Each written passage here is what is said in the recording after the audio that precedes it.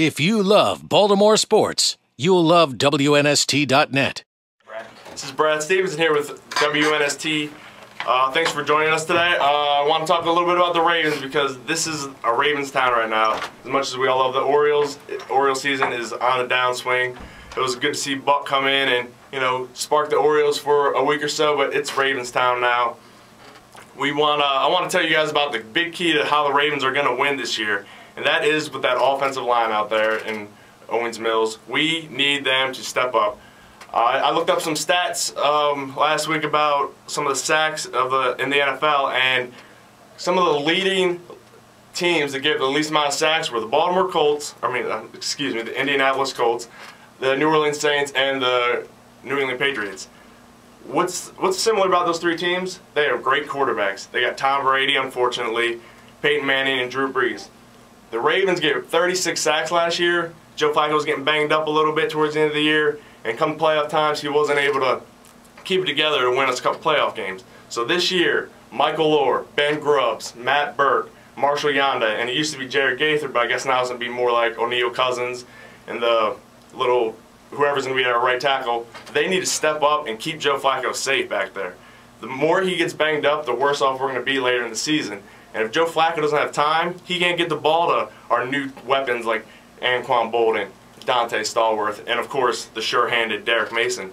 I mean, Ray Rice is going to need the offensive line to block.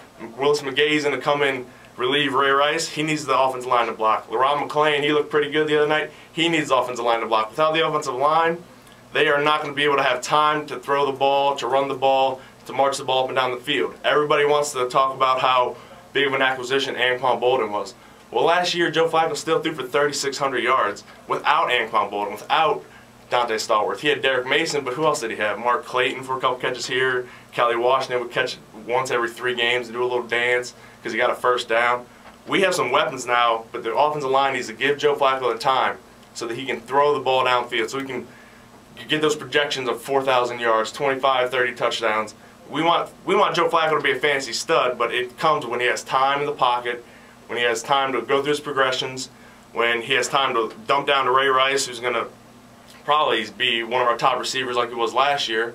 So without that offensive line, everybody is not going to click as well as we should really want to. Like I said, I hate to say it because Peyton Manning, I hate the Colts, I hate the Patriots with Tom Brady.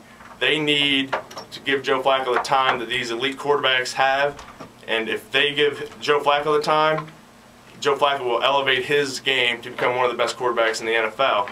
And like I said, everybody's talking about the acquisitions and our defense and our shaky secondary, but it's going to come down to the offensive line. When Jonathan Ogden retired, everybody's like, how are we going to replace Jonathan Ogden, the Hall of Famer, the Pro Bowler, the all-time offensive tackle of the Baltimore Ravens? Well, we got Michael Orr. We got Ben Grubbs to help him. We got Pro Bowler Matt Burke. And nobody really talks about these guys, but you hear from me right now. If Joe Flacco gets less than maybe 20 sacks this season, the Ravens will be playing in Dallas come first weekend in February, and that's where I want to watch my Baltimore Ravens be playing. Oh, is that it? Okay, I didn't give you the wrap, dude. Oh, that's sorry. all right. That was Brad Stevenson here with WNST. There you go. All right, Thank you, well Baltimore, played. for listening. Well played. There you go. Good job, Brad. If you love Baltimore sports, you'll love WNST.net.